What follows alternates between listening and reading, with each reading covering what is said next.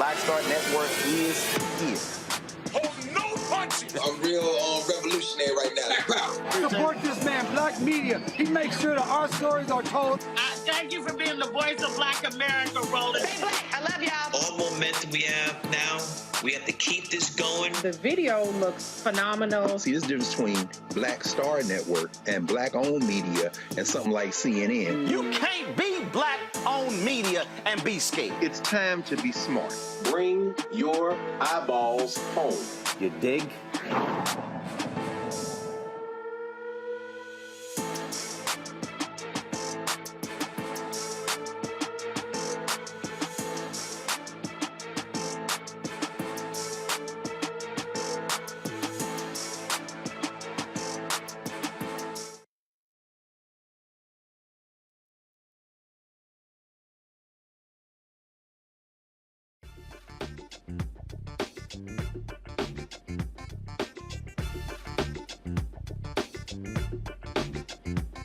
Today is Monday, October 3rd, 2022. Coming up on Roland Martin Unfiltered, streaming live on the Black Star Network. Supreme Court started this new term today. Tuesday, the court will hear a challenge to the historic Voting Rights Act that bars voting rules that discriminate based on race. I'll talk to two of the plaintiffs from Alabama.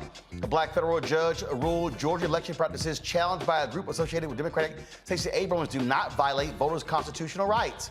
Some folks are in their feelings about Vice President Kamala Harris saying the government's Hurricane Ian relief should prioritize communities of color who've always gotten the short end of the stick when getting relief funds. We'll break it down for you because she's not lying. The California high school football team season is over because some of the players thought it would be funny to hold a slave auction. Good. And California is the first state to ensure creative content cannot be used against the creator in a court of law, essentially rap lyrics. And also, Mark Levin. Remember on Friday I said that he called me out saying I would never invite him on the show to debate him?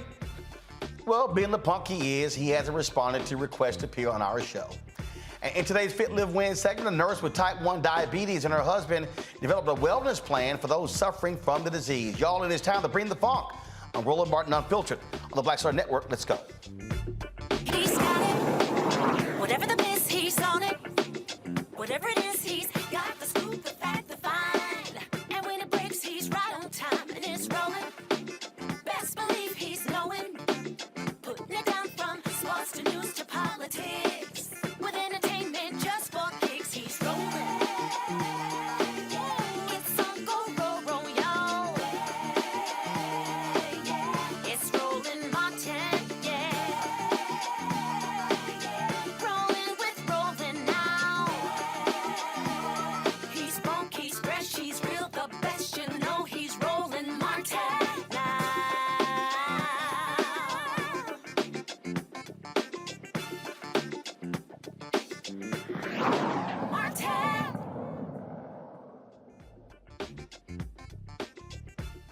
Alabama is 27% black. They should have 2 congressional seats, but the Supreme Court put a stop to that being enacted for November midterm elections. They are going to take up a challenge to the Voting Rights Act that could very well determine whether or not provide a death knell, if you will, to the 1965 Voting Rights Act. Tomorrow, they're going to hear court arguments on the constitutionality of Alabama's Republican-drawn congressional map. A lower court, again, agreed that the redrawn congressional map violated the 1965 Voting Rights Act law by having only one district where black voters make up the majority. The Supreme Court removed a provision of the Voting Rights Act and permitted the Justice Department to check election laws in states with a history of racial discrimination. The court will look at a similar voting rights case in North Carolina and also Louisiana in the upcoming weeks, where there should be, the lower courts rule there should be a second majority black district in Louisiana, and as a third African-American. Joining us now is Kadia Stone, CREST Programs Coordinator and a grassroots community organizer for the Alabama Institute for Social Justice, and Shalay Ladaude, hopefully I got that right, a crowd fellow with the Southern Coalition on Social Justice. Glad to have both of you here. So let's break this down. The crazy thing is the court's rule, well, the Supreme Court stopped it. Then it was like, oh, there's not enough time to actually redo the districts. Well, we know that's a lie. Same thing in Louisiana. And so when you look at Alabama, 27% of the state population, you look at Louisiana, a third of the state African-American as well. And what Alabama has done, the Republicans, they basically packed all the black people into one district, one congressional seat. And without the VRA, the courts will simply allow Republicans to keep doing that. And what it does is it actually lessens black voting power because you're diluting it by putting them all in one district. You are absolutely right. We should have two based off our state population. And right now, the black voting power in Alabama is diluted. And they basically stayed the maps because they didn't want to screw over the candidates who had already filed to run for office this upcoming term. But I say it's always the right time to do the right thing. And so now black Alabamians have to go and vote for positions that align with a map that's gerrymandered, and it dilutes our vote. And look, well, their strategy is real simple. They want to help white Republicans. And so it's called packing and cracking, and Republicans love to complain about Supreme Court packing, but they got no problem packing black folks in one district to help white Republicans continue to win by diluting the strength of black voters.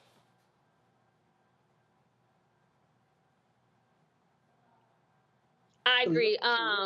So it really comes down to, so with our court case, we're really staying partisan, and we're just really focused on the power of the black vote. And so, like you stated with the other Supreme Court cases, this isn't a fight for just black Alabamians. It is also a fight for black voters across the South, to include Louisiana. Louisiana has a similar case, and they were basically told that they'll get their decision based off of what the Alabama decision is. And so I like to say that I feel like this case can be as influential as Brown versus Board of Education, which led to the integration of schools across the South. This case, Milligan versus Merrill, can lead to black people gaining political power across the South in states such as Alabama. Louisiana has their case, and then South Carolina also only has one black congressional district. And so I kind of feel like with the map, they gave us that one district where we're packed, and they kind of was like, hey, that's y'all district, go sit down somewhere. But we are here to fight, to be the voice for our community, and to make sure that our power isn't diluted in these upcoming elections. Karita, go ahead. Yeah, so I just want to say that there are a lot of things at stake right now, and our democracy is one of those. If America claims to be a nation that thrives on a democratic republic, this case is going to determine that based on the Supreme Court's decision and what they choose. Another reason why our democracy is at stake, because specifically Section 2 of the Voting Rights Act says you cannot discriminate based upon age, race, or gender in any voting procedure, and that's exactly what Alabama is doing with these current redistricting maps, and that is the argument that they have, the argument that they will be using in this case is about Section 2. So this means that the Voting Rights Act could be weakened even more than it already is. And the thing here, first of all, the reason I chose to go partisan is because it's a fact. Republicans control the legislature. They drew the districts. The same thing is happening in Texas and other places, in Florida, where what they want to do is, in Florida, Ron DeSantis basically demolished the black districts, and then they wanted to be able to, place black folks in other areas where there are safe Republican seats. And so there are two ways to screw over black voters. One is packing them in one district, which keeps them from being able to impact other congressional districts. That's one way. Or the flip side is to break up a black district and basically blow it apart into 4 or 5 different areas. In fact, that's what Republicans did in Tennessee, where they decimated the seat in Nashville, and so therefore then broke up Nashville, and now it's a part of essentially several congressional districts. So Nashville itself does not have their own congressional representative where most black people live. No, they're not pieces, and they're dispersed to other Republican congressional districts. That same thing can be seen in Alabama. The black belt is actually split into 3 different congressional districts to dilute the black voting power. So you see that same exact thing that you just mentioned in Tennessee is in Alabama in our black belt region. And unfortunately, though, you face an uphill battle because it was this Supreme Court, even in the 5-4 decision, without Coney Barrett being there, it makes it 6-3, where Chief Justice John Roberts led the gutting of Section 4. And so you face an uphill battle now trying to convince 5 justices to side with you. Luckily, you have these lower court rulings that even had Trump appointees who even said, damn, this is kind of blatant. There needs to be at least a second congressional seat. Yeah, I totally agree with you as far as Section 4 being gutted. As we know, Section 4 says that any jurisdiction that had a history of voter rights discrimination, they had to get their maps approved by the Department of Justice and the Civil Rights Department. And now that we no longer have that opportunity, that's why it's even more imperative that we as people pay attention to this case tomorrow, because it's going to determine whether the voting rights of all Americans at this point, what that would look like in the future. Indeed, indeed. Well, certainly good luck tomorrow, and we'll be watching to see what kind of questions are asked from the bench by the justices. Thanks a lot. Thank you for your support. All right, going to bring in my panel right now.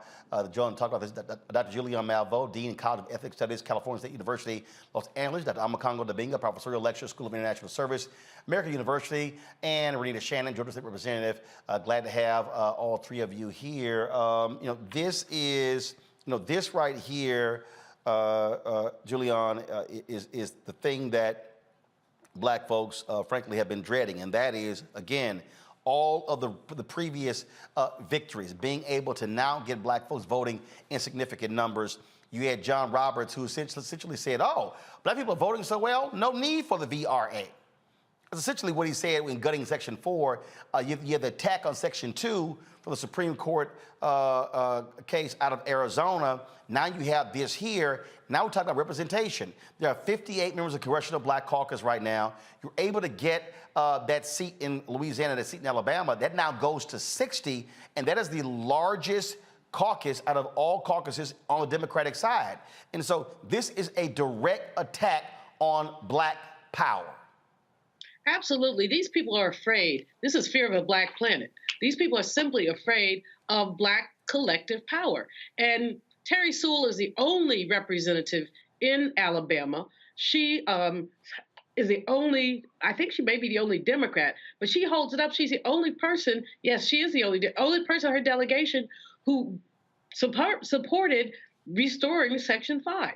So these folks are afraid that they keep talking about democracy. That's a lie. As a young lady said in your previous segment, they keep talking about the right to vote, but unless you vote, they don't want us voting. They don't want us there. And the fact that this court is 6-3 does not bode well for us. Ketanji Brown Jackson, we love her. We're so happy that she's on the court, but she cannot make much of a difference. Where she will have power is in her dissenting opinions. If this goes down, she will be able, through dissent, to open the door for further challenges to these things that are going on. But it is disgusting, but it's where we are right now. It's simply where we are right now.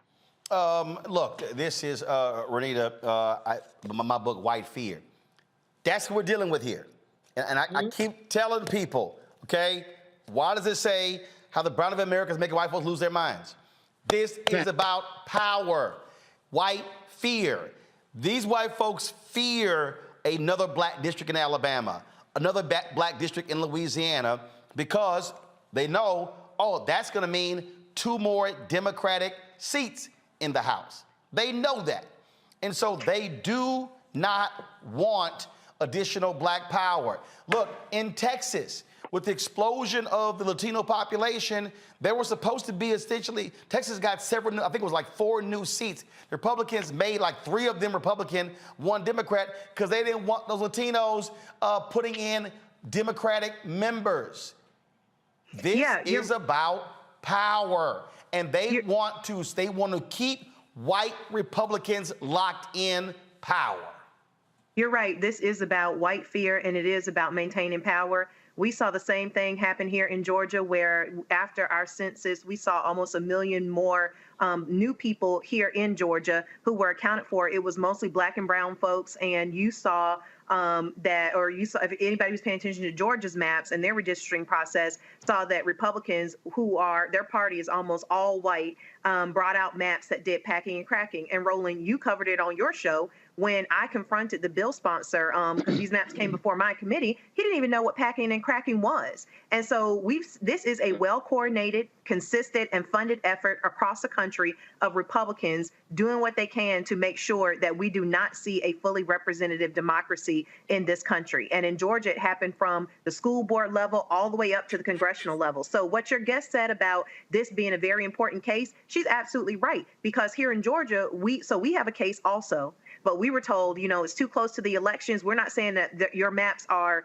legitimate, but we're just saying we can't deal with it right now. We need some southern state to be able to get this settled in court in a way that is fair and it is equitable so that we can all have a shot at getting legitimate maps. So this is just so important, and I really hope that the general public will start to tune in and just take a look at what is happening across the country to Black voters, because it's packing and cracking. Every state you look that is heavily Black and in the South, it's packing and cracking up and down. And all of these folks, Congo, who sit here and say, I don't see what's going on. Black people haven't gotten this, haven't gotten that. This is a direct assault on Black people. This is about voting. It is about power. And so people who did not pay attention, to Schoolhouse Rock need to do so, because, look, what they're saying is we want to keep y'all disenfranchised. Your numbers have grown, but we don't want you to benefit from your numbers growing. We want you to have to be subservient to white Republicans. That's their strategy, period. Most definitely. And the thing that you said in your segment, which was really powerful, you as well as your guest, you talked about how this is a national issue that everybody needs to be paying attention to. And we know these other networks are not paying enough attention to it. And that's why this election coming up is so important, because as Chuck Schumer said, he gets 2 more senators. He's able to bring up the voting rights legislation that we've been trying to get, that Manchin and Sinema sold us out on. And these types of issues will be the direct target of that type of legislation. So really, at the end of the day, we can't just look at Alabama as an isolated case. We can't look at Georgia or Louisiana as isolated cases. These are the prime examples of what happened when those Voting Rights Act provisions got gutted. We're seeing it firsthand. And you said this pretty much every single day. You say it online, Roland, every single day. If we don't get it together now, it may be too late going into 2024. We have an opportunity to maintain the House. We have an opportunity to get control of the Senate and have a president in there who's going to fight to make sure that this is not a problem. So for anybody who's saying it doesn't matter, for anybody saying my vote, this is what we need right now. And coming in the next month or so, this might be our last chance for a while to really start to set the record straight for our community across the entire country. This is not just about 1 or 2 or 3 states. Absolutely, absolutely. All right, folks, hold tight 1 second. We come back on Roland Martin Unfiltered.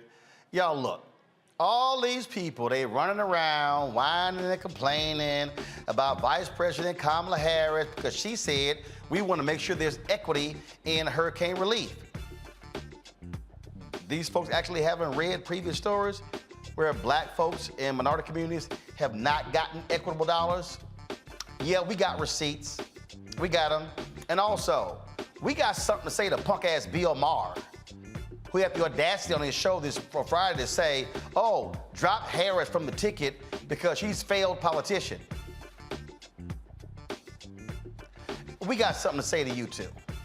You're watching Roland Martin Unfiltered on the Black Star Network. If you're on YouTube, hit the like button, the share button. Same thing on Facebook. Folks, let's hit 1,000 likes quickly. Let's also download the Black Star Network app, Apple phone, Android phone, Apple TV, Android TV, Roku, Amazon Fire TV, Xbox One, Samsung Smart TV, and also join the Bring the Funk fan club. Your dollars make it possible for us to do what we do. And so send your checks and money orders to P.O. Box 57196, Washington, D.C. 20037-0196. Cash App, $RM Unfiltered. PayPal's R Martin Unfiltered. Venmo's RM Unfiltered. Zelle, Roland at RolandSMartin.com. Roland at RolandMartinUnfiltered.com. We'll be right back.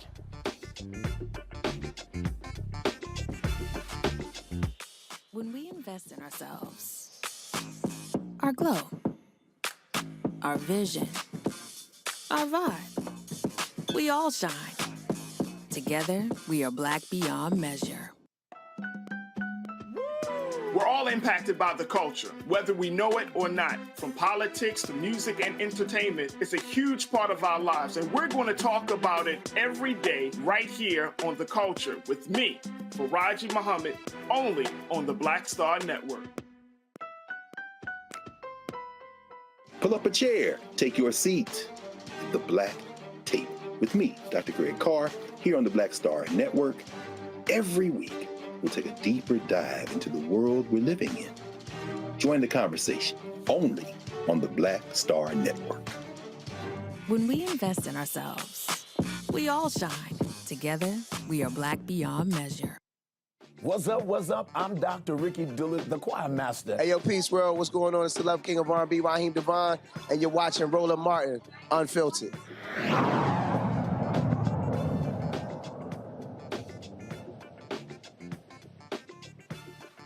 In Georgia, a black federal judge ruled against Fair Fight Action, the voting rights group founded by Georgia Democratic gubernatorial nominee Stacey Abrams.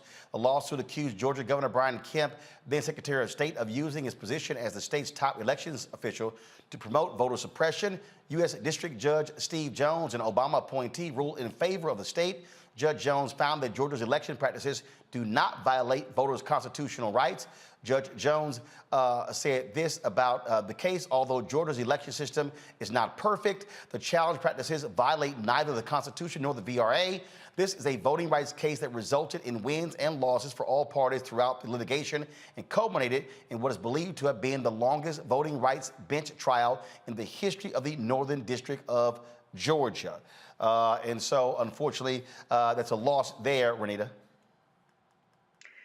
This is supremely disappointing to see the decision in this case, because basically what the judge is saying is that although some of the practices that are being challenged in court by Fair Fight Stacey Abrams' group may not be the best practices, black voters have been surviving and have been able to win some elections. How disappointing is that? Let me tell the public exactly what types of things are being challenged in the lawsuit. It was things like exact match, which is a policy that was basically said if you had any part of your information that was not on your voter's card, if it was different than what was on your driver's license, that could be a reason you could not vote. Let me tell you, the day that this policy was passed in committee, the chair of the committee couldn't even get my name right, nor my colleagues who's currently running for Secretary of State in Georgia. So we know that in our community, we a lot of times will have unique names that can be difficult to spell, but my name not being Mary is not a reason that I should not be able to vote. The other thing they were challenging was that we have a policy here in Georgia where if you don't vote regularly enough, you're kicked off the voting record. And so these are things. Imagine if the state said to you, hey, you know what? You haven't been driving enough. We're going to take away your driver's license. These policies were absolutely asinine, and these policies were directed at making it really hard to get registered, to stay registered, and to vote if you are a black or brown person living in Georgia. And so it's just extremely disappointing that this judge, who is a black man, could not see and understand why these policies, why he should have sided with the folks who brought the case to talk about the lack of equity for black voters here in Georgia. It's unbelievable. Speaking of equity, on Friday, Vice President Kamala Harris participated at the Democratic National Committee's Women's Leadership Forum. The topic turned to Hurricane Ian. Harris described that federal relief will be based on equity and prioritize people in communities of color, because people of color in low-income communities are most affected by natural disasters, such as this hurricane. This is what she said, y'all. I know we are all thinking about the families in Florida, in Puerto Rico, with Fiona, and what we need to do to help them in terms of an immediate response and aid, but also what we need to do to help restore communities and build communities back up in a way that they can be resilient, not to mention adapt to these extreme weather conditions, which are part of the future. On the point that you made about disparities, you know, when I was District Attorney of San Francisco, I was elected in 2003. I started one of the first environmental justice units of any DA's office in the country focused on this issue, and in particular on the disparities, as you have described rightly, which is that it is our lowest income communities and our communities of color that are most impacted by these extreme conditions and impacted by issues that are not of their own making. And so Absolutely. And so we have to address this in a way that is about giving resources based on equity, understanding that we fight for equality, but we also need to fight for equity, understanding not everyone starts out at the same place. And if we want people to be in an equal place, sometimes we have to take into account those disparities and do that work. Well, all these white conservatives all up in arms of what she said, but they're facts, and they're undeniable facts. In fact, we're going to go to a couple of guests right now who are in Georgia, in an area of Florida that's impacted, where African Americans are greatly impacted. Aletha Shapiro, she's a social, racial, and reproductive activist and organizer, and Cindy Bunyai, hopefully I pronounced that correct, Cindy, who is running for Florida Congressional 19th District. Glad to have both of you here. You heard what the Vice President said. You got all these white conservatives who are upset with what she had to say, but the facts don't lie. All across the country in previous natural disasters where minority communities were impacted, a lot of the dollars did not flow to those areas. They flowed to largely white, middle class, and affluent areas. Yeah, you're 100% right.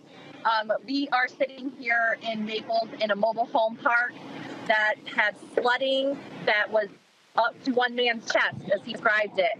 And you can see some of the items that they lost behind us. They're completely ruined. And we saw people getting evacuated from Fort Myers and Sanibel, and that was the priority. Those wealthy areas in Southwest Florida got their needs met before these folks who are still to this day without power and without resources for their homes. And they weren't even told to evacuate here until it was too late. They found out when the water was rushing up. Yeah, they evacuated in the middle of the night, as one man told us. Aletha, so y'all are there, and you've been posting photos and videos in Naples, Florida, and people hear that and they think, oh, that's one of the affluent areas, but everybody who lives there all don't have money. Yep. Two of the communities that we were at 2 days ago, one is called Riverside Park and one is called Anthony Park. Yep. They are literally in the physical shadows of a brand new multi-million-dollar complex within walking distance to the crown jewel of Naples, which is Fifth Avenue, where, it's Fifth Avenue. And Rick Scott, who lives here in Naples on the Gulf of Mexico, literally passes these communities every day to leave his house, basically. And you would almost, if you blink, you would miss the communities. They're so small. So most people don't even know that they're even here. Right. And these are folks who, many of them have lived here their entire life before Naples was built up. They are victims of gentrification, and a lot of them are just waiting for a disaster like this to be pushed out, so this can be redeveloped into high, income properties, right? But these folks are also the engine of the economy here. They are working in the retail sector, the hotel sector, the restaurants. They are small business owners, and they are the lifeblood and the original folks who were here in this town. So, and obviously, the president has promised that the resources are going to come to the area. But what we also know, governors play a decision. Look, I was born in Houston, Texas. When the hurricane hit, when Hurricane Harvey hit there, lots of money went to Texas. The governor specifically refused to give any money to Harris County. So, yes, you're right. Here in the state of Florida, we have Governor DeSantis. Now, I will say he loves Lee County because he handpicks all the folks who are in power here. But they are doing what they always do, doing handouts to their friends, making sure that their buddies get in the contract. That's the same thing in the Good Old Boys Network that they do here in Southwest Florida. And what we've also seen here is that, much like other Republican-run areas in our state and around the country, you have people who are completely incompetent running things. So they waited to the very last minute to give the emergency evacuation order. We had less than 24 hours to evacuate for this devastating storm. Many places, most places like where I live up by Fort Myers, we had only like 3 hours before we were supposed to be sheltered in place to evacuate. So lives were lost because these people sat on their hands. They didn't want to ruffle feathers. They didn't want to get people mad. But what happened is people lost their lives. People here in Collier County were expecting the community leaders to go through the neighborhoods like they usually do and let them know that there was an evacuation. And they simply didn't do that. And that's why you saw such devastation in these communities here in Southwest Florida and in Naples in particular. And I actually just want to tell one story about that. We met a lady in Anthony Park. Her name is Jackie. She lives here her whole life. She's 66 years old. She said that she never got an evacuation order. In the middle of the night, she needed to be evacuated. She said it was the most disgusting experience ever, that they were treated like complete animals. They arrived in an open air vehicle. They were shuffled in, a bunch of elderly people with rain. You know, the hurricane was coming down on them. And then they were basically dropped off in the mall parking lot that was covered, and they left with no information. They were freezing, they were wet, they were terrified. There's a hurricane going out right outside where they're watching. They had no Wi-Fi, no access. They were stranded there. She said she's never been treated so horrible in her life. And this woman, she lost everything. Yeah. And she just paid off all her furniture, her new floors. And what do you even say? Lifetime of work for her. And that's been very common, the situation. And part of it is that the resources that are here right now have been focused on that search and recovery, focused on the islands, which predominantly are where the wealthier folks live. So all of the regular stuff that people around the communities who don't live in beachfront homes need is not a priority right now. They're still very much in total disaster mode on those areas. So people who have been without power for a long time and their food is rotten, they're still stranded in their home with flood waters like in Harlem Heights. Those folks are getting some attention, but it's from the community. It's from organizations. It's from people like Aletha and our friends here who raised money to get out and get funds. And we're going door to door and we're setting pop-up shops for supplies all over the community, because there are places that there have literally been nothing up until now. Until we showed up. Right. They said, nobody's been here. Nobody. Not until you came. Nobody has helped us. All right, then. Well, Cindy and Aletha, I appreciate the work that y'all are doing out there, and we'll certainly keep beating the drum to make sure that this happens. And certainly, I hope the same people who are whining and I hope the same folks who are whining, complaining about the vice president will actually look at your social media to understand that she was right.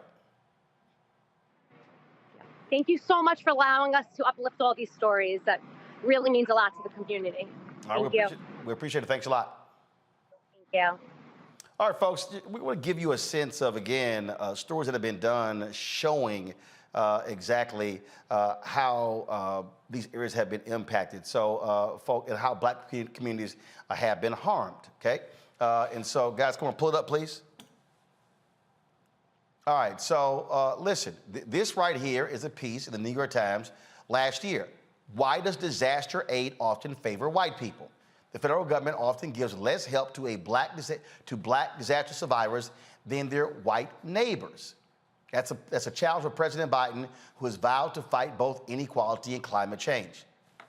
So you're whining about Vice President Kamala Harris and what she said.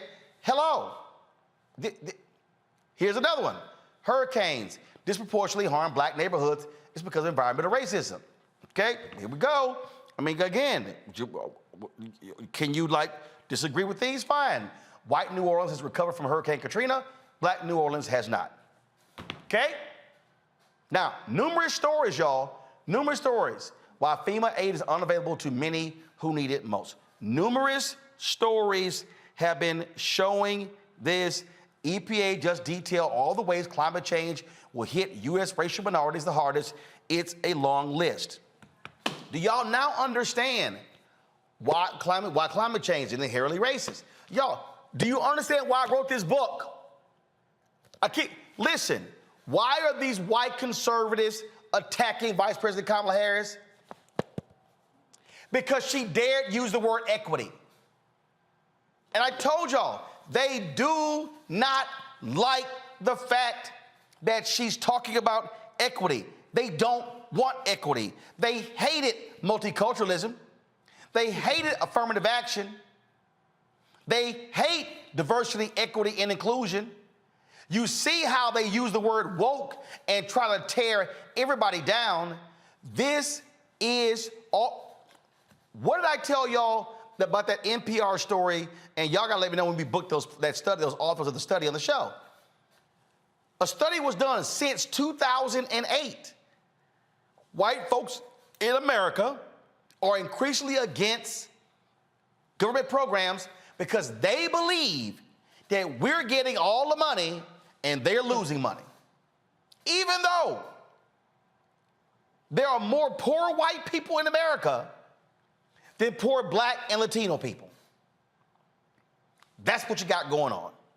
And then, of course, you got idiots like Bill Maher, who now, remember, early on, we saw all these attacks on Vice President Kamala Harris, all these stories.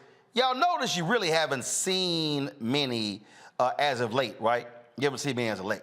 But now Bill Maher decides to open up his big-ass mouth, and he decides to say, oh, my God, Biden should replace Vice President Kamala Harris because she's such a failure.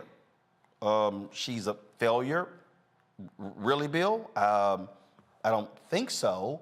And just because you say so. So here's this is the discussion that took place on his show on Friday night. Listen to this stupidity. Could see is replacing the vice president because, she's not very popular anywhere. And it didn't seem to work out. And I don't know, that's been done before on a ticket, I mean, a lot of people... Tulsi Gabbard, remember, that was that moment in the debate where she brought up that there are men and women in California that are in prison for these, pot deals, and then she was laughing about getting high on the radio station. And it was just like Tulsi Gabbard was like this heat-seeking missile. That was the end of it. She's got a lot of, in addition to being, for some reason, an off-putting person, she also has, I think, a lot of baggage that probably wouldn't do well under a lot of scrutiny. I just think she's a bad politician, and I think she's a very bright person, but I don't know, but I can see them doing that, because a lot of the problem with Biden being old is, if he dies, then, you're going to get this person. Okay, so here's the problem with the Democratic Party. They're so boxed in by identity politics that you cannot conceive of a Democratic ticket that doesn't have a woman, person of color on it, and pretty soon you're going to line up behind that gay, Latino, and you're going to have, a deaf Eskimo be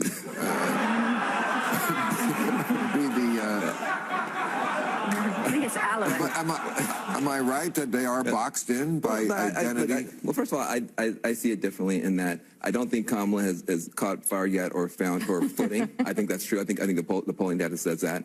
But I don't think that she would be a weight on the ticket. What I will say is this. You talk about identity politics. Joe Biden is an example of identity politics. Joe Biden is an example of black voters saying, we think we need to put a white guy in there. And nobody says he's an identity politics guy.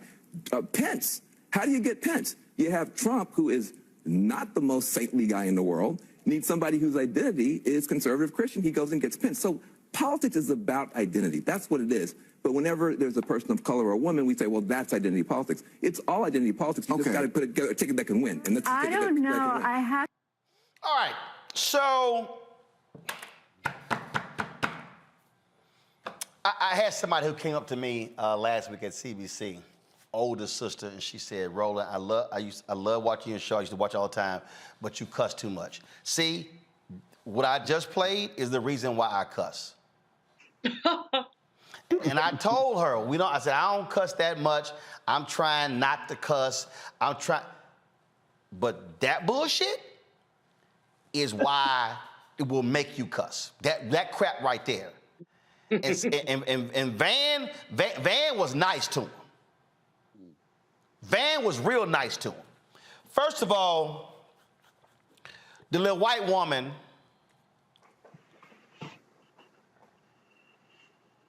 I would have said, what the hell is off-putting? Mm-hmm. I would have said, I need you to explain to me off-putting. Mm-hmm. Every black woman who has worked in corporate America, in politics, in academia, has heard that little they're off-putting.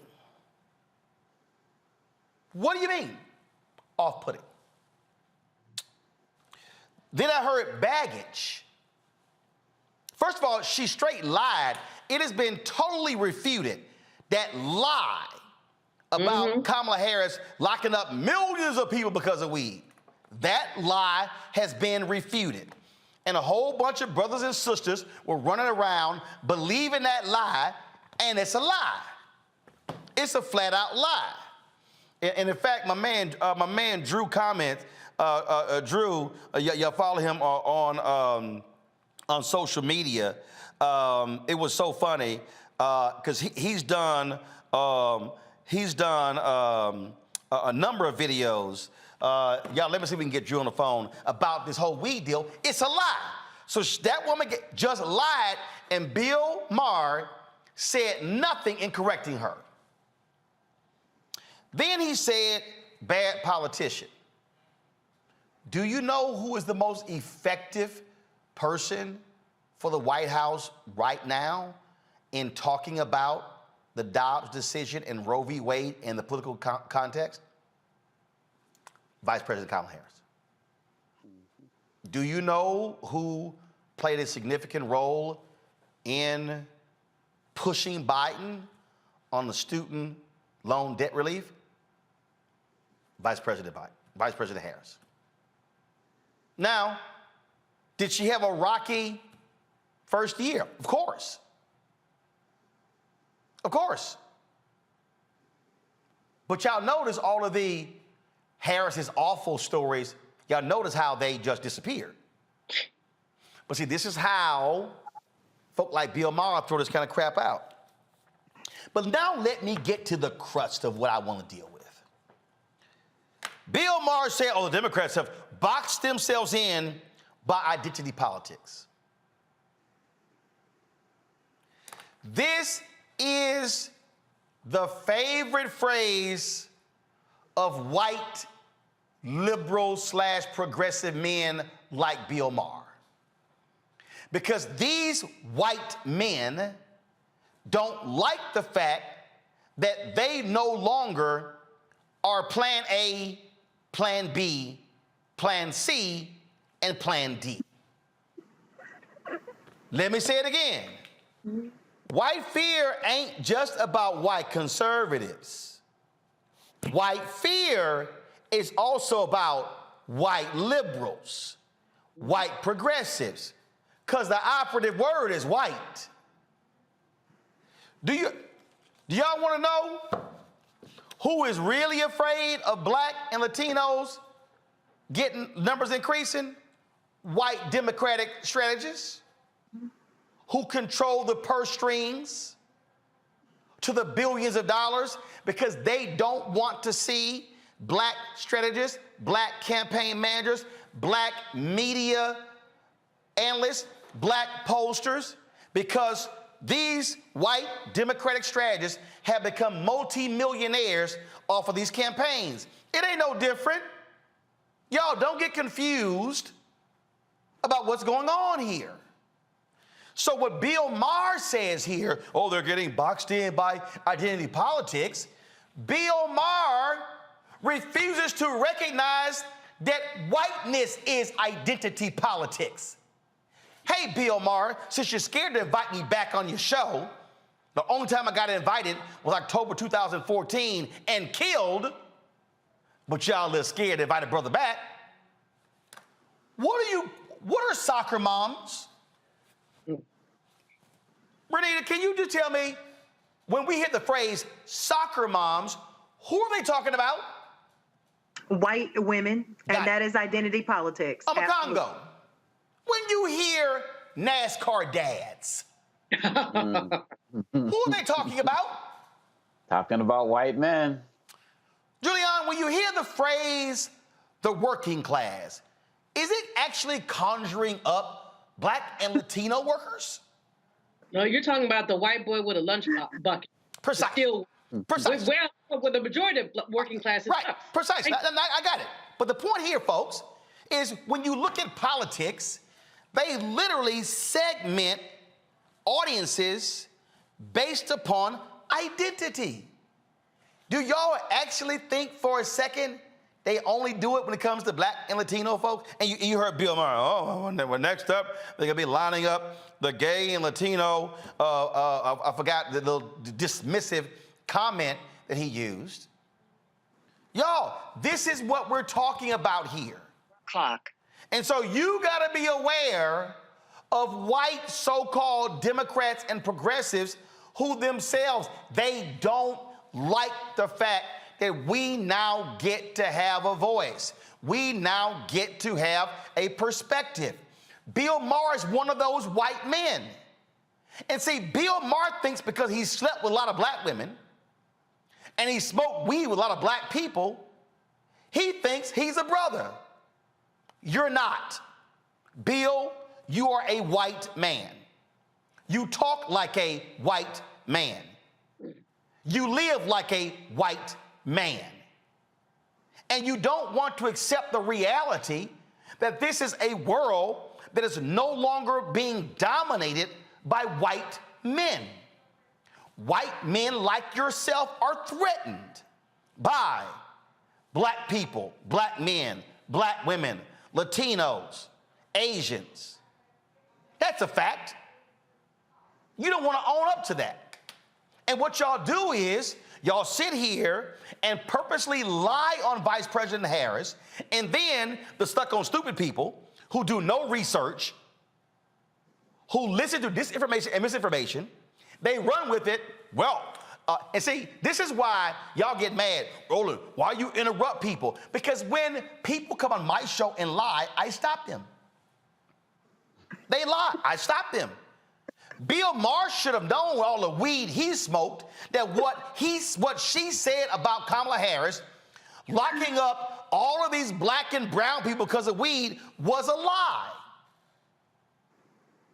But when you're not a real journalist and you're playing a smart media person, you're really a comedian, and there's some smart comedians, you don't have the research at hand, so you can't say, I'm sure that's not true. So that woman, and again, just so y'all think I'm confused, I'm going to play what Caitlin said, which is a lie, and I'm going to bring my man Drew in, and I'm going to bring the panel in as well, because y'all need to understand why we do this show. It's because people with like Bill Maher, with major platforms, when they throw that stuff out there, then folks will run with it. And then it spurs stories and blogs and podcasts.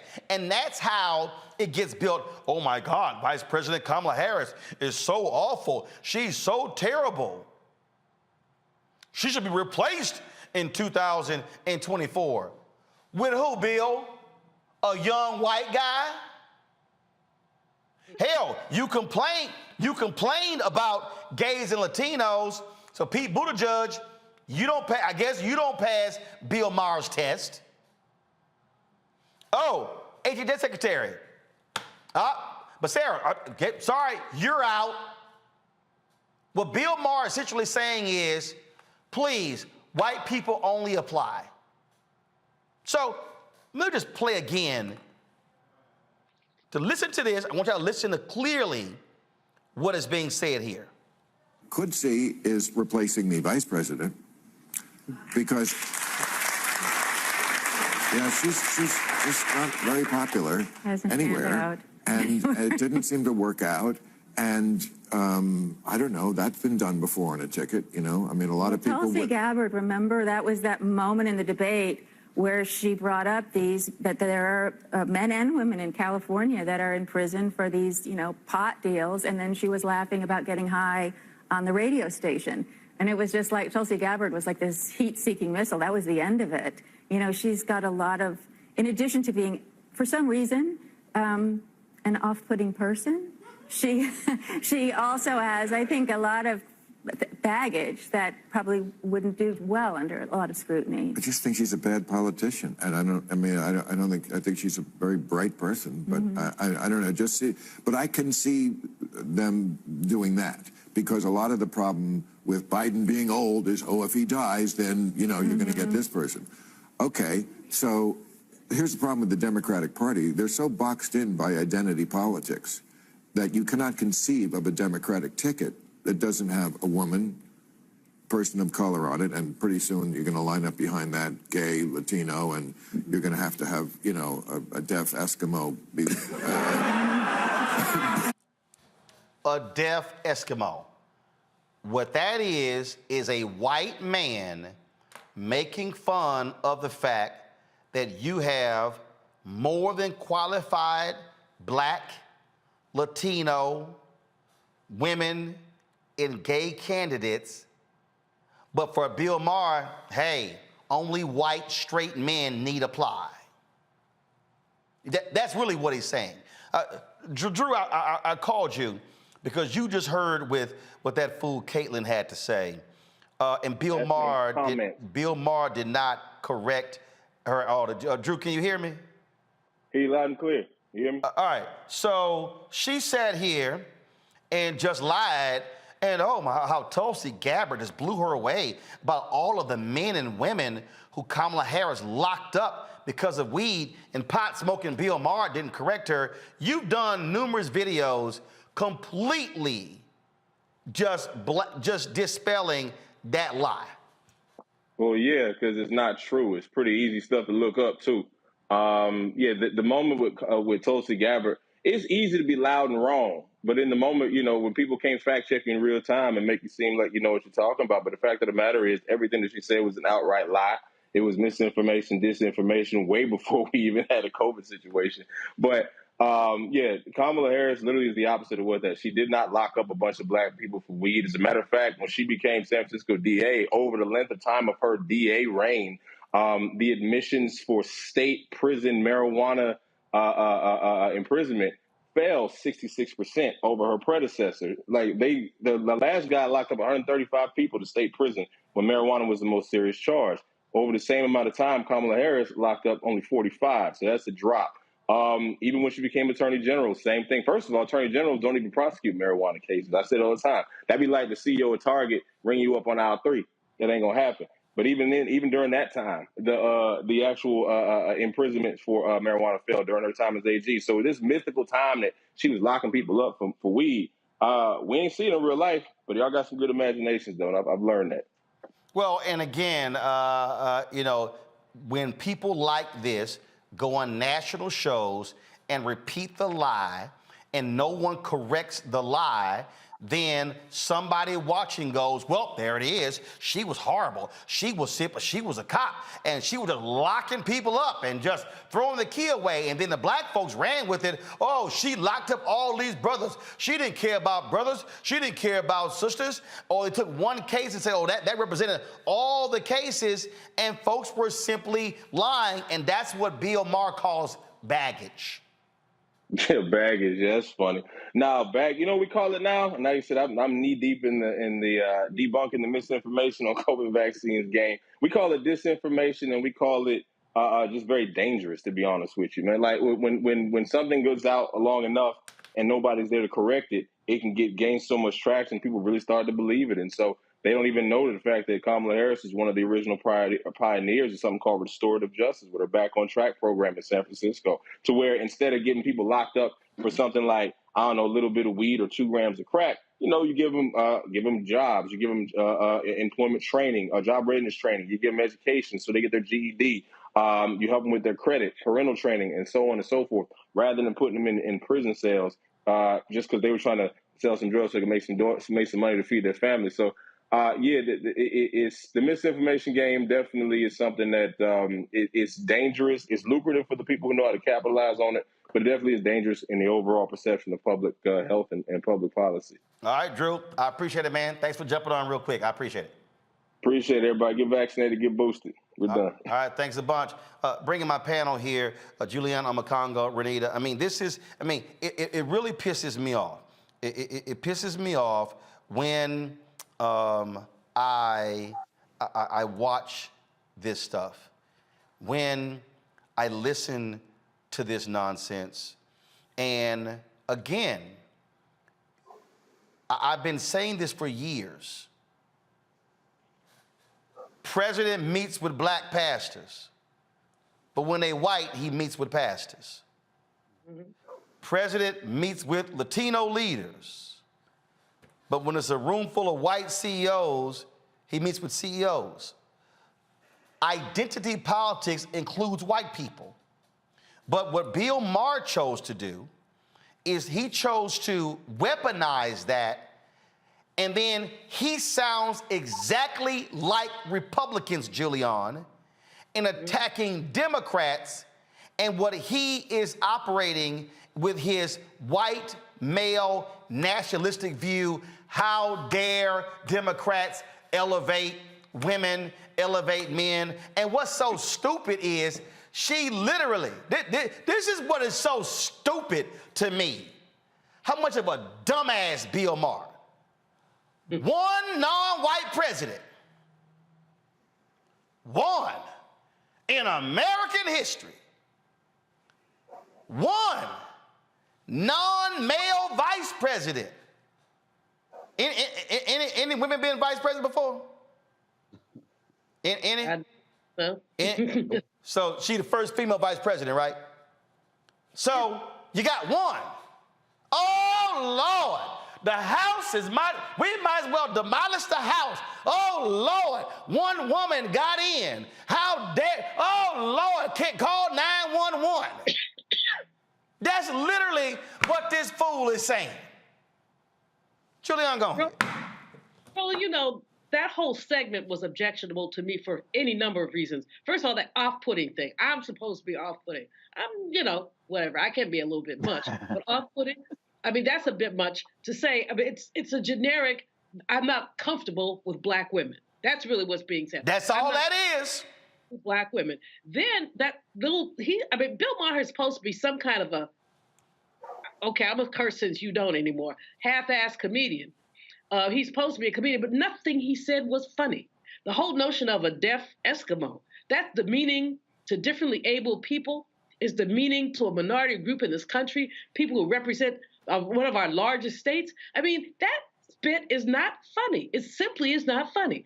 But he seems to get, he is pushing all the identity politics buttons for white people. He's a white boy, like you said, slept with enough black women that he thinks that racial identity rubs off. In bed, it does not. But the whole thing just was objectionable to me. I just sort of sat here seething, saying, and I used to like Bill Maher, but that was just some stupid ass nonsense. Excuse my cursing. The thing here, Omakongo, again, we know who his audience is. And again, when I talk about white fear, how the browning of America is making white folks lose their minds, we've got to stop acting like, oh, it's just those white Republicans. No, there are white Democrats, white progressives. Oh, they're in Hollywood. They're in corporate America. They can't stand the fact that they now have to post jobs. They can't stand the fact that in some cases they gonna have some black bosses. And oh, hell no, don't let me have a Latino boss. We are seeing this. Whiteness has always defined America, and what they don't like, when one gets in, it's like, damn, the whole world's going to pot. So, and if I was on the show, I would say, okay, Bill, since you criticize having a woman and having a black Latino, well, fine. Who your top three choices? He probably would have named 3 white men, 3 white straight men. Go ahead, Omakongo. Well, I think you've been talking a lot about your book tonight, and one of the things you lay out in the book is you talk about the fact that there's a history-long trajectory of white people feeling like, okay, we've done enough for you. And an example you gave in the book was of the Tilden Hayes Compromise. When people saw all of the gains coming out of Reconstruction and going into 1877 when they pulled the federal troops out of the South, and that ushered in Jim Crow. A lot of that had to do with the fact that, well, you guys have gotten enough. And we see that now. I think the difference, a lot of us used to like Bill Maher. And so Dr. Malvo was saying, we started to see a difference after Obama got in office. The mindset started to change. You talk about it in your book when you talk about Dr. King going to Chicago and realizing that that was probably one of the most racist cities he's ever been in, because people who were, in Chicago weren't as progressive as people thought that they were. And so really at the end of the day, Bill Maher is in line with that. The fact of the matter is, he says that Vice President Harris is not a good politician. Excuse me, she was a senator in a state that's not majority black. So what is he talking about, really, at the end of the day? And the role of the vice president is to put out the agenda of the president. So she's doing exactly what she's supposed to be doing and more, because she's been more vocal in her role than Biden was when he was under Obama, as relates to speaking out heavily about these social justice issues. And she's definitely more vocal than Mike Pence was. So really, at the end of the day, this dude is mad, he's angry, and he's really just sees black women in a particular light and is not ready for them to actually have real power and to manifest itself. And Van Jones, you should have challenged him on his points as well. Well, and Renee, that particular point that Oma Congo makes there in terms of how often she's been out there, that is the point. One of the reasons people trash her is because she's been more public and more vocal than any previous vice president. And so she has a larger target. Most VPs out of sight, out of mind. Biden was, Pence was, we could keep going back, Gore was. And so Biden has provided her a much larger platform. I mean, look, Saturday night at the Congressional Black Caucus Foundation dinner, she spoke and he spoke. I have attended the CBCF Phoenix Awards dinner for years. Julian, you have as well. I cannot remember ever where the president spoke and his vice president spoke before him.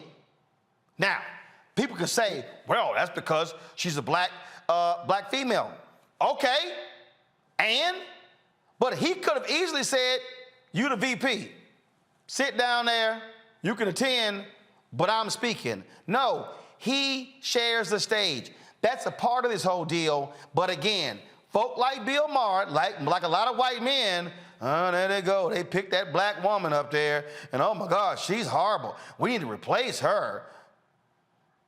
No, it's exactly like you said. And the reality is most people cannot even remember the name of previous vice presidents. You know why? Because all they have done is pretty much been in place in case something happens to the president. She has been more active, and that is why people do know her name. But to your point, Bill Maher just makes a case of something that I always say, which is racism is bipartisan. And people need to realize that there is a segment of white people within the Democratic Party who also have a fear of replacement theory, just like white conservatives do. And they are thinking about replacement theory of black folks becoming the posters, the strategists, and almost exclusively the candidates. But the DNC can listen to Bill Maher if they want to, but they will be learning some uncomfortable lessons, because we have seen ticket after ticket where you put up two white straight men and Democrats lose. So what people like Bill Maher have to realize is that this is a black party.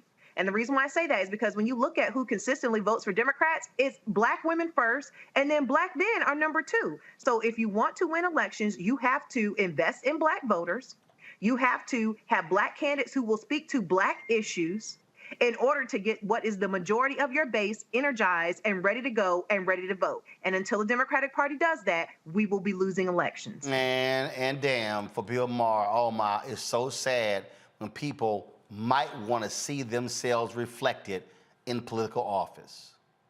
But see, for him, he's upset because he sees what's coming. And that's fewer white men being in control. That's a fact, Bill, whether you want to accept it or not. Folks, got to go to a break. We come back, more on Roland Martin Unfiltered, the Black Star Network, including our Black and Missing. We also have our Fit, Live, Win segment as well. Lots more to cover. Please, folks, support us in what we do. Download the Black Star Network app, Apple phone, Android phone, Apple TV, Android TV, Roku, Amazon Fire TV, Xbox One, Samsung Smart TV. Join our Bring the Funk fan club. Of course, send your check and money orders at P.O. Box 57196, Washington, D.C. 20037-0196. Cash App, $RM Unfiltered, PayPal, R Martin Unfiltered, Venmo's RM Unfiltered, Zelle, Roland at RolandSMartin.com, Roland at RolandMartinUnfiltered.com. If you're on YouTube, if you're on Facebook, Twitch, all the platforms, hit that like button. Okay, we should be at 1,000 right now. This don't make any sense, y'all. And get your copy of White Fear, How the Browning of America is Making White Folks Lose Their Minds. You can get the book on all platforms from the publisher Ben Bella Books, Amazon, Barnes & Noble, IndieBound, Bookshop, Chapters, Books A Million, Target. Download it on Audible. We'll be right back. When we invest in ourselves, we're investing in what's next for all of us. Growing, creating, making moves that move us all forward.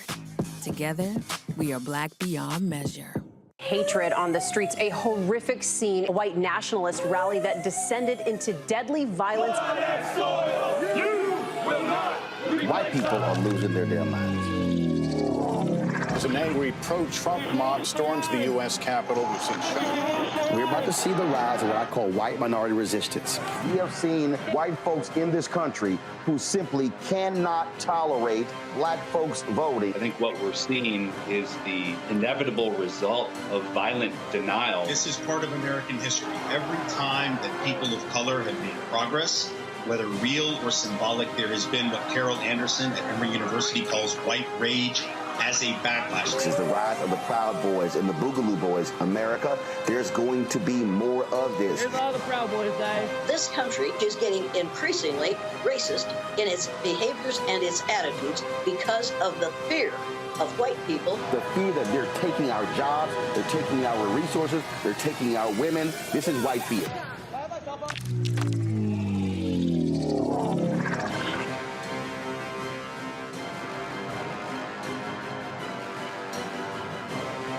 When we invest in ourselves, we all shine.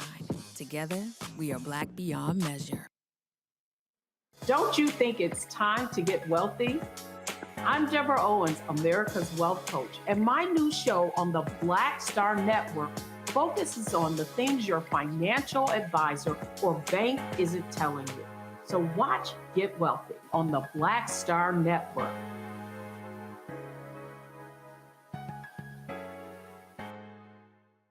Hi, I'm Vivian Green. Hi, this is Essence Atkins. Hey everybody, this is your man Fred Hammond, and you're watching Roland Martin, my man, Unfiltered.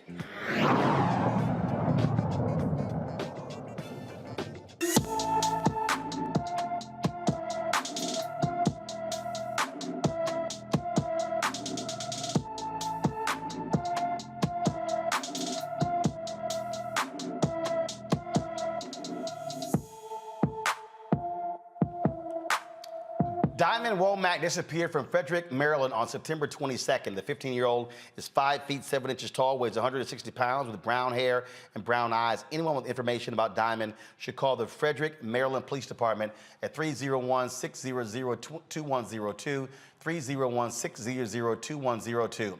Folks, in California, a high school football team season gets canceled after a video of some players conducting a slave auction goes viral. Watch this.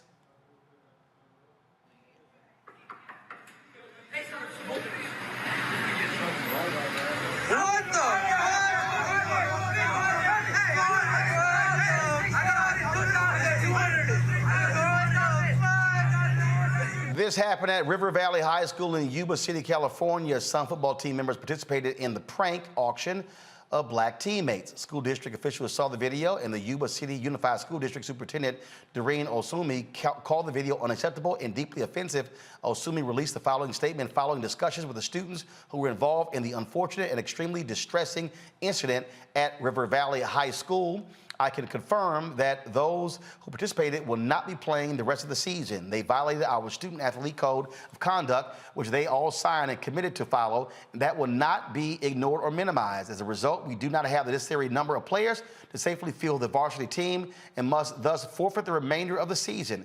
The junior varsity team will continue with their season, and sophomores and juniors from the varsity team can join the junior varsity team to finish their season. Reenacting a slave sale as a prank tells us that we have a great deal of work to do with our students so they can distinguish between intent and impact. They may have thought this skit was funny, but it is not. It is unacceptable and requires us to look honestly and deeply at issues of systemic racism.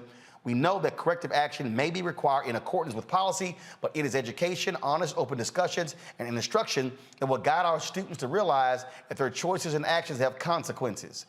At this time, the district and site administration are working earnestly to identify lessons and programs to help our student body learn from this situation.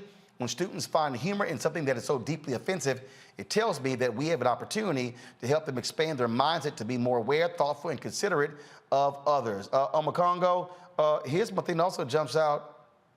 If that was my son or nephew, and that was standing right there. Hello. Hashtag team whip that ass. Will be, y'all think I... See, we as black people, we are also going to have to make clear to this generation, you don't get involved in no bullshit like that. Yo, I mean, that was the first look. The response from superintendent was perfect in terms of hitting all of the right tones. But my mind all day, Roland, has been wrapped on these black students and what they have been taught or not taught at home to feel the need. Because I don't care if this is hazing, I don't care if this is any type of peer pressure. When you are taught as black people to stand on your principles in every way, shape, or form, you in no way, shape, or form participate in something like this. And we have seen all across the country our young black students demonstrate incredible courage and fortitude in the face of serious adversity, whether it be at sporting events, whether it be at Black Lives Matter protests, and just our young people have made us proud in every single way, but not all of them. And so we really need to find out what is at the heart of something like this, because really, quite honestly, at the end of the day, the reason why this concerns me is twofold. Number one, this happened in a state like California. You know, this isn't like Arkansas and all of these where people are trying to ban black history and stuff. I also saw that I think some of the kids who were there were possibly Latino as well. But as we're removing history from the schools, and if we're not teaching it at home and in our communities, we're going to have future generations of more black children who are going to see something like this and think that it's cool because they do not know the history. And all of us here on this show tonight, we all came from communities where we were taught that school is not going to be the primary teacher of our culture. It comes from our home and from our communities. And so in all of our communities across the country, we got to make sure we're snatching up all of our kids right now and make sure they're getting the history and the knowledge that they so far haven't gotten in school and they're going to get less of if some of these states continue to have their way. Yep. Bottom line is shut it down. Shut it down. We need to shut it down. Absolutely. I think that the administrator... Go ahead. No, Rita, go ahead. Yeah, no, absolutely. The administrator made the right decision in completely just shutting the whole thing down. You know, I knew we were going to talk about this topic tonight, and I was trying to find the video because as I read the story, I was just thinking, who would be participating in this? Like, what is the situation that we would have black children thinking that this is okay to participate in? To see this video now firsthand is just unbelievable. And like Omakongo said, many of the lessons that black people need to learn and be taught will have to be taught at home by black parents who understand what it is to grow up and live in this country as a black American. Julian? You know, this is why we need ethnic studies. This is why Shirley, I'm forgetting her name, I'm blanking her name now. Our Secretary of State has mandated that any student who goes to a community college or a Cal State must take at least one ethnic studies class, and they're trickling it down to the high school, obviously not to that high school. But I looked at those young brothers, I just want to scream, cry. If they were, like you are, Roland, if that was one of my children, I would have knocked them into next week just for participating in such a thing. This is why we need ethnic studies. And these people who don't want to teach critical race theory or anything else, they want to perpetuate this kind of nonsense, and it is unacceptable. The administrator did the absolutely right thing, and some of these youngins who think they're going someplace on a football scholarship, they now pretty much have been disqualified because the rest of their season is blank. But it's beyond the football and scholarships. It's the acceptance of anti-Blackness that permeates our nation, whether it's California or not, permeates our nation. Anti-Blackness is real. Historical denial is real. Yep. And this is a perfect example of it. Indeed. Folks, California is the first state to ensure creative content can't be used against artists in court without judicial review. Several artists like Killer Mike, Meek Mill, and Too Short witnessed the virtual signing of Assembly Bill 2799, also known as the Decriminalization Artistic Expression Act, into law. Prosecutors have used lyrics against artists in several recent high-profile cases, including the May RICO sweep that landed Young Thug, Gunna, and several of their associates in jail. The prosecuting district attorney has maintained that their references to drugs, weapons, and violence are evidence of gang activity. California's new law advocates continue pushing for federal legislation, the Restoring Artistic Protection Act. This is a huge deal, Renita. Like I say, it's being used there in Georgia, but other folks are saying this should be law all across the country. Absolutely. And I'm glad to see that California is taking this first step, because what you tend to see is the law is applied in a very racist way. You brought up how, the local prosecutor here, Fani Willis, who's also trying to prosecute Trump for election meddling, also recently indicted YSL and said their rap lyrics were a lot of the evidence that was presented as to why she believed they had committed crimes. But here's the thing that I always think about. There is in it, you almost see this against Black rappers, and we have seen this even since the 80s, where rap lyrics are taken as evidence, but you never see this applied to the white boys. If you Google gore metal or death metal, you will find a genre of music that basically talks about in detail horrific killings of folks and supports cannibalism and all kinds of just gross details that really sound like people who have actually murdered people in the way that they are describing these murders. And these folks are never prosecuted. So this is just one of those things where it's like anti-Blackness in this country is so high that even things that are historically a part of our culture, which is hip hop, you can see prosecuted pretty much just for it being a part of the culture. Congo.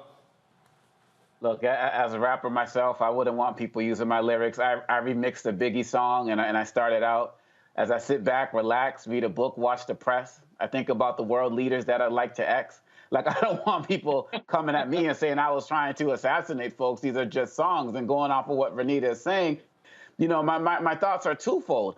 People don't take guys like Arnold Schwarzenegger and take what they did in The Terminator and use it in court cases and the like. And so, yeah, you got to protect our artists. At the same time, I think our rappers need to be mature enough in understanding that other states have not made this ban, right? So they are going to come for you. And you have to know that, and you're going to put out your lyrics. You have to know that these might be potential consequences. It's wrong, it's racist, and it's another way to target Black men. And so artists have to really make that balance if they want to take those chances in the states that they're in until they get these types of laws passed. All right, folks. You know what? Let me do this here. Let me go to a break. We come back. Yo, I love driving white conservatives crazy. And poller Mark Levin was just beside himself on Friday after I moderated the voting panel at Congressional Black Caucus Foundation, ALC. He went on a 12-minute rant on his show and said I would never invite him to my show. Well, somebody called me that night, and I did. They ain't responded in 3 days. Hit Dog Will Holler. I'm gonna play some of that for you and talk about on the flip side. Plus, we're gonna talk about in our Fit, Live, Win segment, a woman who battled type 1 diabetes. She's trying to help others as well. You're watching Roland Martin Unfiltered on the Black Star Network. YouTube folks, hit the damn like button. More than 2,000 of y'all just hit the button. It ain't that hard. Like, move on. If you're gonna comment, hit the like button, all right? I wanna see 1,100 by the time we come back from this break. Back in a moment. When we invest in ourselves, we all shine. Together, we are Black beyond measure. I've always said this, rather than to continue to fight for a fair piece of the pie and the equal slice of the pie, I want my hand on the knife that cuts the pie. And to that extent, who bakes the pie and who puts it in? And that's one of the things that got me involved in going into politics in the first instance. I'm tired of people making decisions for me. Right. And mine. I want to be a part of that decision-making process. And luckily, it has paid off in terms of seeing the progress that many people in America have made, particularly people of color. One thing bothers me now that we seem to be losing that. Right. By saying that we've got to be more concerned with other people than those people who were here. We built America.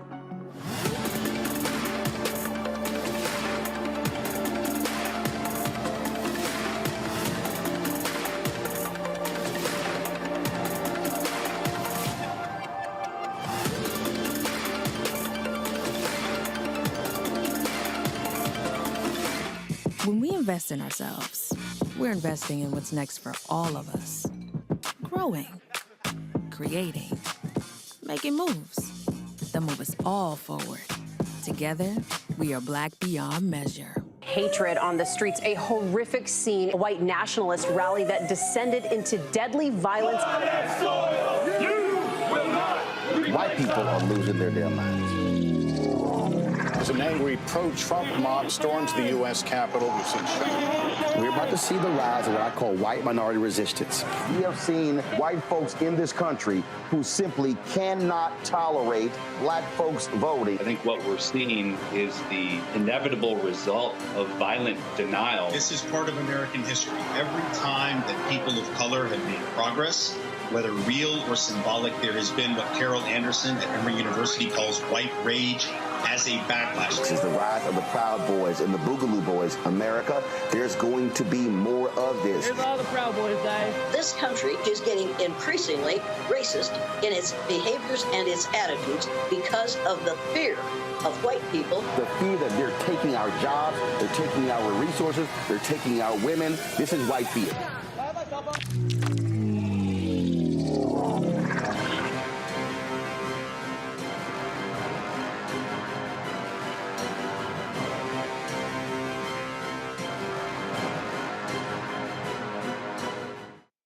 Hey, I'm Donnie Simpson. Hi, I'm Eric Nolan. I'm Shantae Moore. Hi, my name is LaToya Luckett, and you're watching Roland Martin Unfiltered.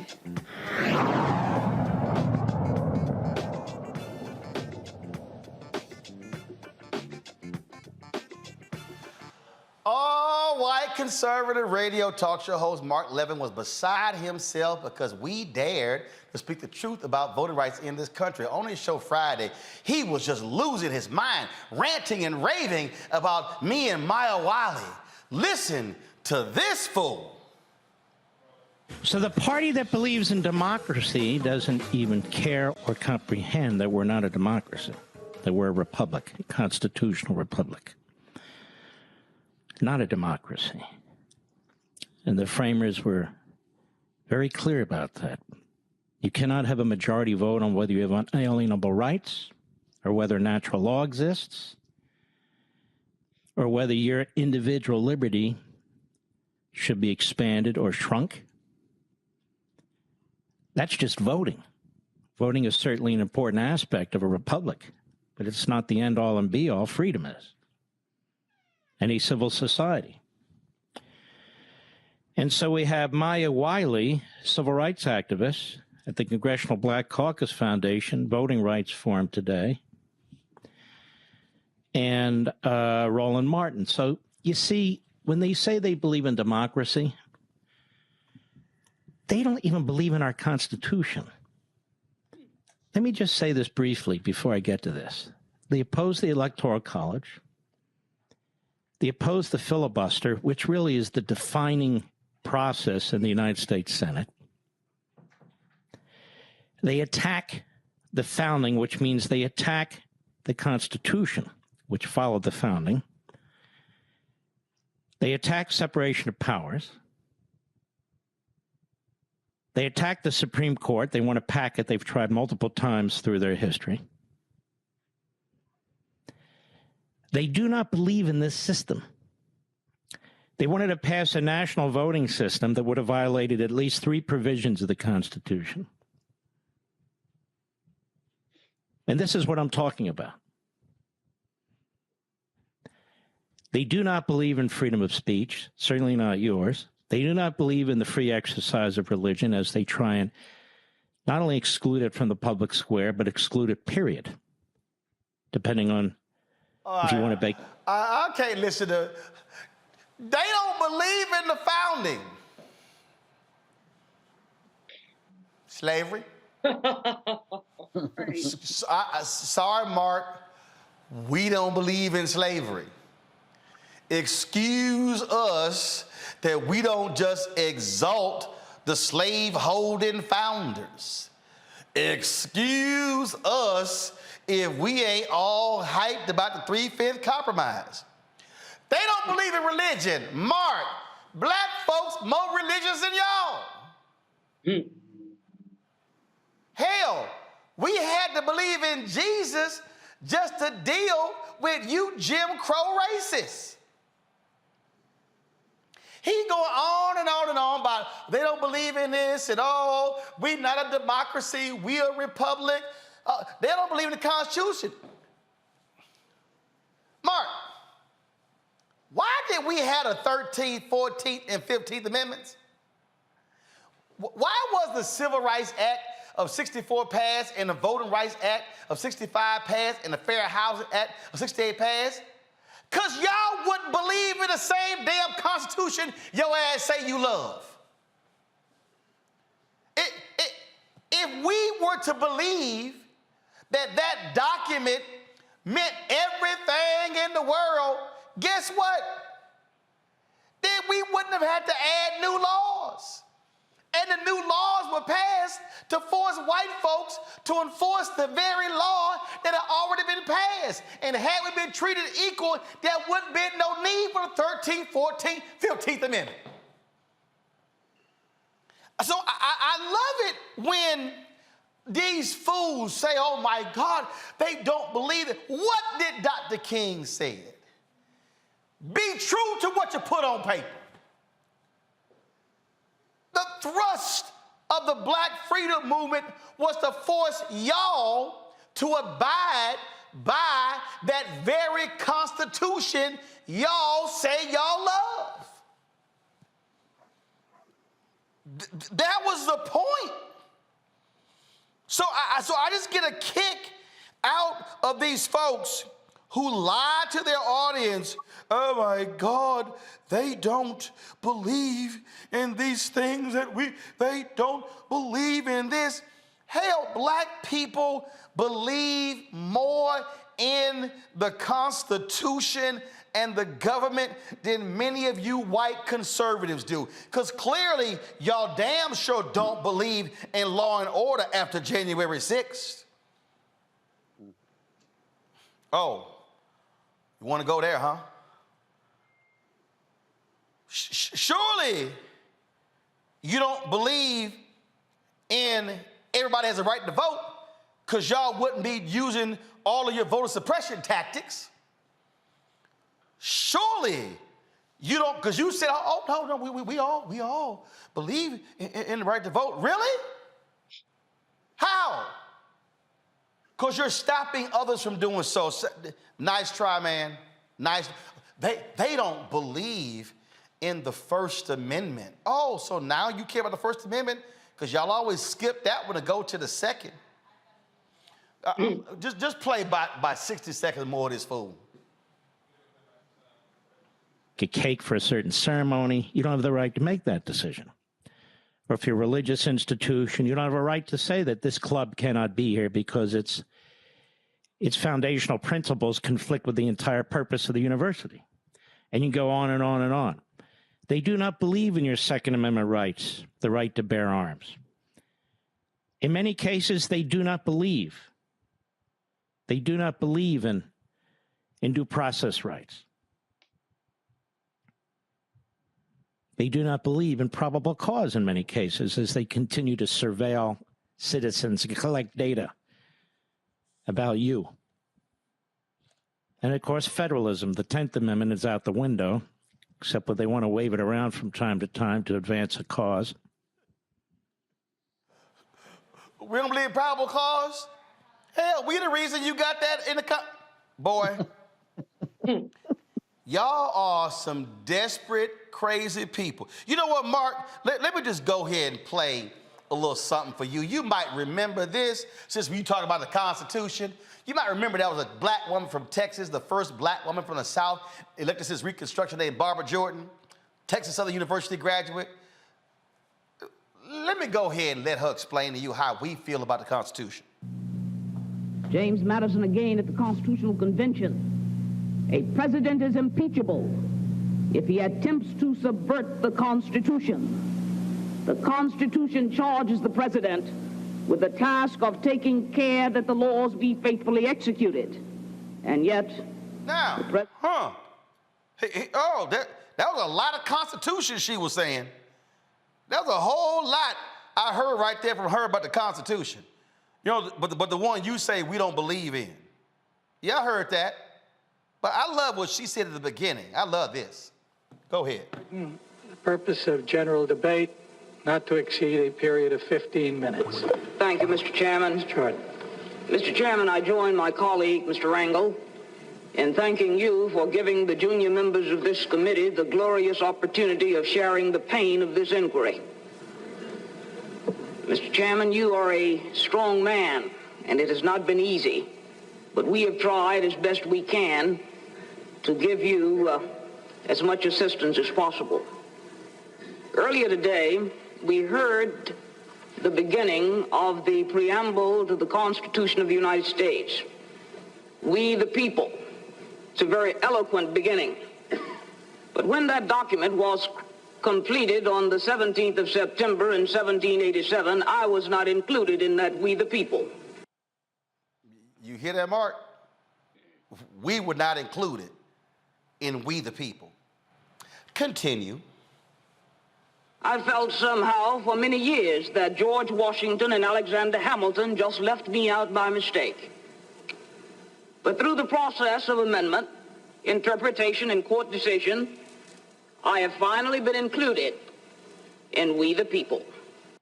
See, Mark, this is really why you so mad. Because we now get to speak.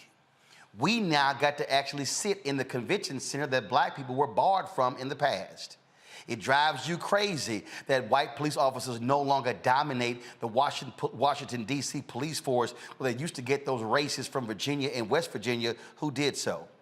See, I know it was just killing you that we actually get to have our own opinion, and the cameras of C-SPAN were there to broadcast it, and we were streaming it on Black Star Network, owned by yours truly. See, I know it must pain you when we actually get now to own stuff and we get to actually use the First Amendment. So it's a little hard to say we don't like the First Amendment when we're actually using the First Amendment, which is why you were commenting. I digress. Today, I am an inquisitor, and hyperbole would not be fictional and would not overstate the solemnness that I feel right now. My faith in the Constitution is whole, it is complete, it is total, and I am not going to sit here and be an idle spectator to the diminution, the subversion, the destruction of the Constitution. And that, Mark, is what you can't stand. You cannot stand that we have read the same Constitution y'all wrote. And what you cannot stand is that we have used that same Constitution against you. We have used the same Constitution that was not written for us and was not designed for us to force y'all to give us the same respect and rights as you had when you were born. That's why you so upset. And then in your rant, you sat here and said, oh, he would not invite me on his show. Well, Mark, I invited you on my show Friday night. Ain't heard from you Saturday or Sunday or Monday. Did so on Twitter. A producer reached out. Y'all ain't said nothing. Because you know why? Because your little weak ass didn't think I was actually going to do it. You can come on this show anytime and we can have that debate. I'll go on your radio show. I'll go on your Fox show. I'll meet your ass on any street corner in D.C. I'll meet you in a phone booth. I'll meet you anywhere. You can pack the audience with all your fans and I still show up to whoop your ass. Because I ain't afraid of you or nobody else. So you tell me, Mark Levin, when you want to go at it. I'm always ready. I don't even need advance warning. You just say when. See, this right here, Julian, Congo, and Renita, is what drives them crazy because, see, they think they are the experts on the Constitution. And what they cannot stand is that we are not going to accept a document that never had us in mind. We are going to change it in order to, it is relevant in the 21st century. That, Julian, is what drives them crazy because white men like Mark Levin cannot handle the fact that they, just like Bill Maher, they no longer get to call all the shots in 21st century America. And that's why they've been manipulating the law. That's why they've been suppressing the vote. That's why they've been attempting to sideline Black voices. And that's why Bill Maher had the temerity to say something about, or was the Caitlin, one of them, all white people look alike to me, but said something about Kamala Harris being off-putting. It is off-putting to have white people opine about people they should not even talk about. That Levin person, I don't even know who he is, never heard of him. That lets you know how much TV I don't watch. But clearly, his rant was so inappropriate and so unlettered, ignorant. We talk about what they don't believe. He doesn't know what we believe. Congo? At the end of the day, it's really sad because you could have really just interchanged Bill Maher and Levin in terms of the segments, and it goes straight to your point that whether we're talking about these liberals or conservatives, on some level, some of these guys are the same. And not only, Roland, have we fought to improve this country in every way, shape, or form in terms of making it as good as it's promised, we've also fought to improve it for everybody else. There's not a single right that we have earned in this country, that we have fought for in this country, that has not applied to everybody else. When you talk about things like the 14th Amendment, when you talk about policies that have started to exist like affirmative action that have benefited white women more than anybody else, anything that we've ever gained in this country out of our hard sweat, blood, and tears, we've never just kept for ourselves. People are always talking about this concern about, well, people are concerned about Black people becoming part of the majority because they're afraid we're going to do to white people what they did to us. That's not in our nature to do. I mean, when these white men went to fight for the Civil War, there were a lot of Black men left at home with these white women. Was there massive slaughters and destruction going on all over these plantations? Black women just uprise and start trying to kill as many Black women as possible who are left behind? That's not in our nature to do that. It's not in our nature to be evil and violent, but it is in our nature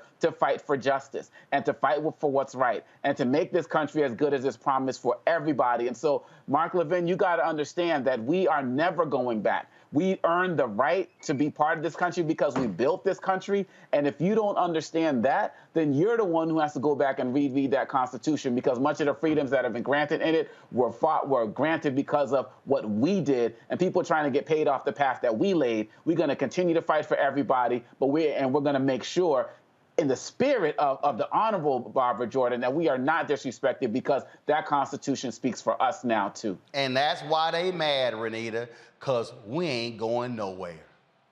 Right. And I'm with Dr. Malveaux, except I'm not going to be as nice about it as she was. Nobody cares about Mark. Nobody cares about Mark's tears. Well, let me say I don't care. And nobody even really knows who Mark is. And so the reality is that these are the type of white men that you see who are always waxing poetically about federalism, states' rights, and how Black people don't love the Constitution or even know how to read the Constitution, which is really just a racist trope.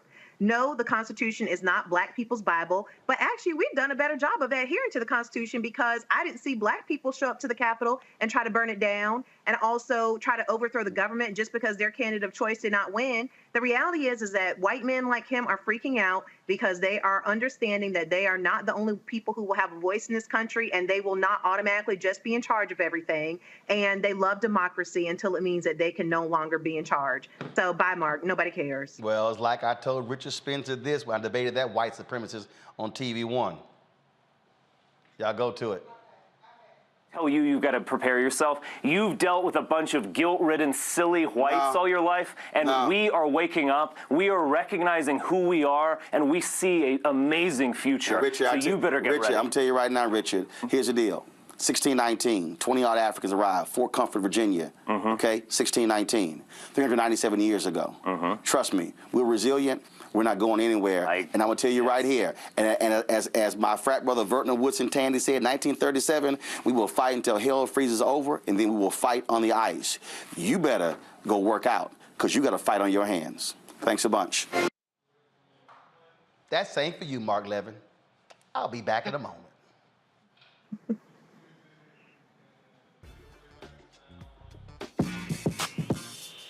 When we invest in ourselves, our glow, our vision, our vibe, we all shine.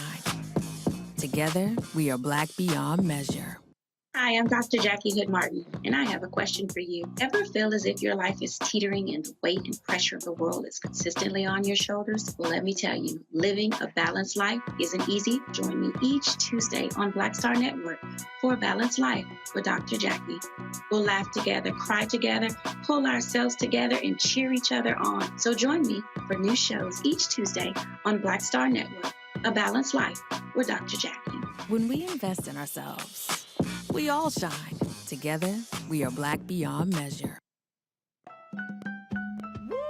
We're all impacted by the culture, whether we know it or not. From politics to music and entertainment, it's a huge part of our lives, and we're going to talk about it every day right here on The Culture with me, Faraji Muhammad, only on the Black Star Network.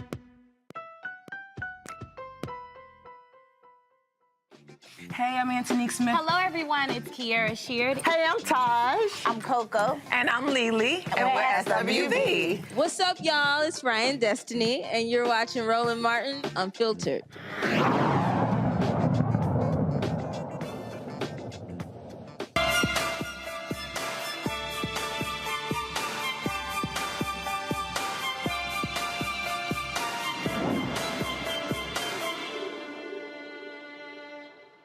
She's battled type 1 diabetes all her life. Now, Marquita Butler wants to help others. She and her husband have developed a customized fitness and dietary plan for those who have diabetes to reach their health goals. Their one rule, you got to keep moving. She joins us right now from Lithonia, Georgia. Marquita, glad to have you here. So you say keep moving, and it's interesting. You know, a lot of people, they get focused on, oh my goodness, you got to be lifting weights and working out, cardio, whatever. But I've had other people say, look, your body needs to be in constant motion versus being sedentary. Is that what you're saying? Correct, for sure. And so you developed this, but really what led to it? Yeah, type 1 diabetes, but was it friends or the families who you were seeing having the same problem, and you said, hey, these folks need some help? I'm also a registered nurse, so I take care of these patients on a daily basis. So my goal became to become focused on prevention more so than curing disorders and diseases. Because once you get to the phase of being diagnosed, it's very hard to be cured. So the main thing is you want to live with it and be able to live a healthiest possible life. And when you talk about keep moving, but what do you recommend? Because again, now we hear 10,000 steps may not be the number to hit or whatever. And so what are you suggesting to people about keeping it moving if they don't have a home gym or anything along those lines?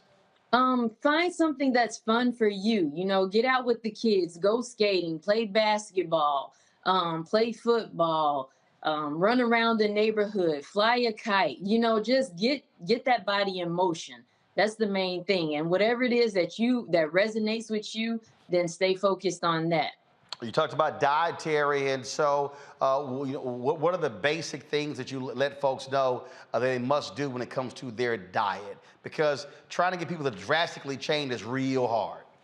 Yeah, that's very hard. So the main thing is getting adequate water intake. That is the key thing. And the other thing is adding fruits and vegetables to your diet on a daily basis. So whatever it is, I tell people, whatever you normally eat, maybe just cut it in half and then add a salad on the side, add a piece of fruit, and you'll notice a huge difference. You know, instead of having 4 pieces of fried chicken, you do 2, and then you have a salad and some fruit on the side. You know, just trying to find a way to balance it out. You're there in Georgia, so Renita, I'll start with you. A question for Makita.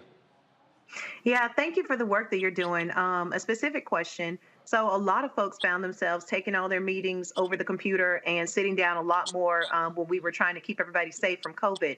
What do you recommend for folks who might have who are coming off of 2 years of sitting down too much? How do they get back into, being really active? Because I saw it with your video, you were doing a lot of things that if you've been inactive for 2 years, you probably won't be doing all of that immediately. So what do you recommend for people to just get back into the habit of being active?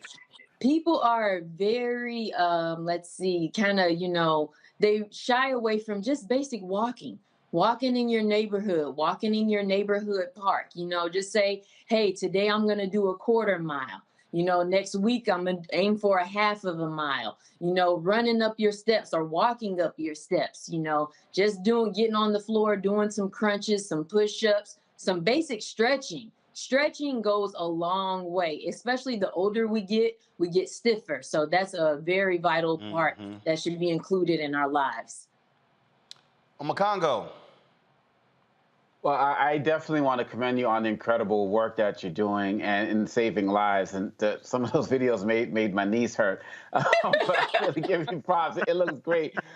Could you speak about the importance of community groups and people getting together? Because some people just say, oh, I don't really feel like working out. But then sometimes they may get a little bit of motivation by coming together. Can you speak to that and its benefits? It's fine. Yeah, I tell people to challenge your friends, your loved ones. Tell them, if you love me like you say you do, come with me to this park. Come with me to this boot camp. Come with me to this swim meet, or basketball, or, just find something to do. And once people get together, you are more likely to be encouraged when you have a partner. So find somebody, even if it's just 1 or 2 people, and grab the kids. Like, we're trying to train them to live a healthy life as well. So use them as your workout buddy. They're trying to burn some energy off anyways. So it's very important to include them as well. Julian.